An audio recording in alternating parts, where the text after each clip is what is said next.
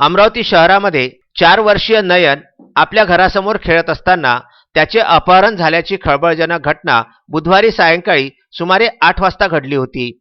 4 वर्षीय नयन मुकेश लुनिया राहणार शारदानगर असे अपहरण झालेल्या चिमुकल्याचे नाव आहे। श्रीमंत घराण्यातील नयन हा बुधवारी आपल्या आजीसोबत घरासमोर फिरत होता। त्याची 10 वर्षाची मोठी बहीण रस्त्यावर सायकल चालवित असताना काहीच वेळामध्ये एक युवक धावत येऊन नयनला अचानक उचलून त्याने पोबारा केला होता। आजीला यावेळी थोडा वेळ काही सुचलेच नव्हते। मात्र नयनची बहीण तात्काळ आरोपीच्या मागे धावत सुटते। मात्र तोपर्यंत आरोपी एका युवतीच्या दुचाकीजवळ जाऊन पलायन करतात। या घटनेमुळे संपूर्ण परिसरामध्येच नव्हे तर अमरावती शहरामध्ये सुद्धा एकच खळबळ उडाली होती।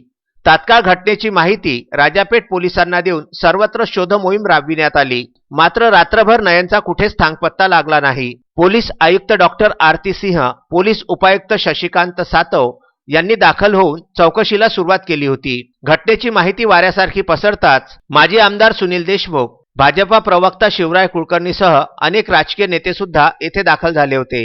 राजापेठ पोलिसांसह गुन्हे शाखा पोलिसांनी रात्रभर सर्च मोहीम राबविली। मात्र रात्री नयनचा शोध लागू शकला नाही। गुरुवारी पुन्हा पोलीस आयुक्त डॉक्टर आरती सिंह या राजापेठ पोलीस स्टेशन येथे दाखल होऊन सुमारे 2 तास घटनेवरती तपास त्यांनी केला। गुरुवारी रविनगर चौकातील सीसीटीव्ही फुटेज तपासण्यात आलं। त्यात मात्र पुन्हा आरोपी नयनला ऑटोमध्ये घेऊन जात असताना सीसीटीव्ही कॅमेऱ्यामध्ये कैद झालेले आढळून आलेले आहेत। त्यामुळे राजापेठ पोलिसांना एक सुगावा लागलेला आहे। बुधवारी सायंकाळी 7:55 नयनचे अपहरण झाले होते। त्याच दिवशी रात्री 8:05 रविनगर चौकामध्ये दुचाकी उभी करून ऑटोने फरार झालेले ह्या आरोपींमध्ये एक पंजाबी ड्रेस परिधान केलेली युवती तर ऑटोमध्ये आधीच बसलेला एक युवक दिसून आल्याने अपहरण करणाऱ्यांमध्ये 5 व्यक्तींचा समावेश असावा असा तर्क लावला जात आहे। या घटनेने गुरुवारी दुपारी रविनगर चौकामध्ये नागरिकांनी गर्दी केली होती। आणखी ऑटोचे फुटेज मिळते का याचा पोलीस ठिकठिकाणी सीसीटीव्ही फुटेज तपासण्यात कामाला लागलेले आहेत। या निरागस नयनचे युवक व युवतींनी अपहरण का केले?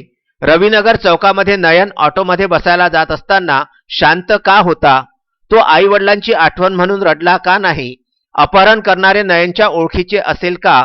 असे अनेक प्रश्न आता निर्माण झालेले आहे। मात्र या सर्व प्रश्नांचे खरे उत्तर नयन मिळाल्यानंतरच त्याची सत्यता समोर येऊ शकते। विदर्भ न्यूज करिता अजय शृंगारे यांचा वृत्तांत।